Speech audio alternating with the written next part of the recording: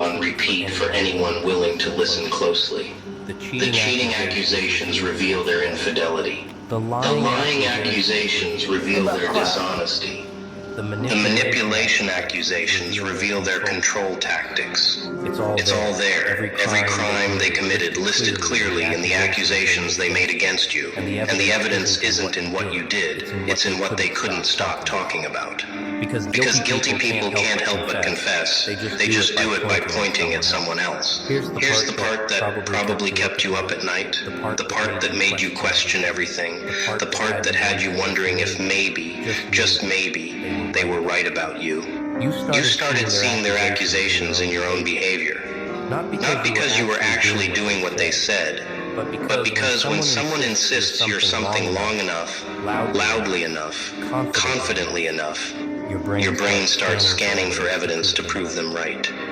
It's called the spotlight effect, mixed with accusation trauma. They said you were selfish, so every time you prioritized yourself, even in healthy, necessary ways, you felt guilty. They said you were manipulative, so every time you set a boundary or made a request, you questioned your motives. They said you were fake, so you started monitoring your own authenticity until you felt like a stranger to yourself.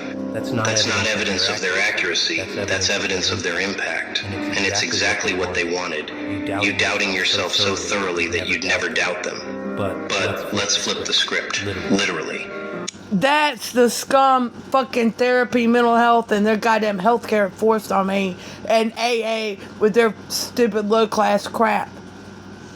And the police, and that's a goddamn scum mental health, and not my parents, not my father. I remembered a few things from when I was a kid, and from my parents and teenagers that I know better than that. Y'all are all scum shit pieces of crap. Let's talk about what you actually did that made their projections so necessary, so urgent, so vicious. You existed authentically in a space where they needed people to perform. You healed in an environment where they needed everyone to stay broken so their dysfunction felt normal. You set boundaries in relationships where they needed unlimited access. You grew in circles where they needed everyone to stay small so they could feel big. You saw through their masks in a dynamic where everyone was supposed to play along. You were the variable they couldn't control, the mirror they couldn't crack, the truth they couldn't spin.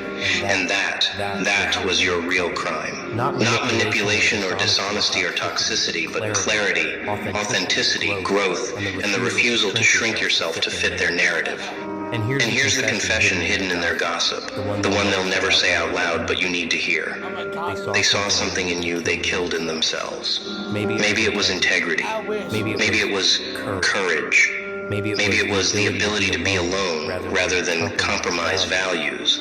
Maybe it was self-respect. Maybe it was healing capacity. Whatever it was, they recognized it, mourned it, resented it, and decided if they couldn't have it, they'd destroy it in you, or at least convince everyone else it wasn't real. The gossip was grief. The accusations were envy. The character assassination was their suicide note for the person they could have been, should have been, chose not to be, and watching you be that person anyway was unbearable. So they tried to kill it by proxy, tried to murder your light with their words, tried to bury your truth under their lies, and called it concern, called it protection, called it anything but what it was, which was a confession of their own spiritual bankruptcy. Let's go deeper. Because we're not here for surface observations. We're here for excavation. The specific things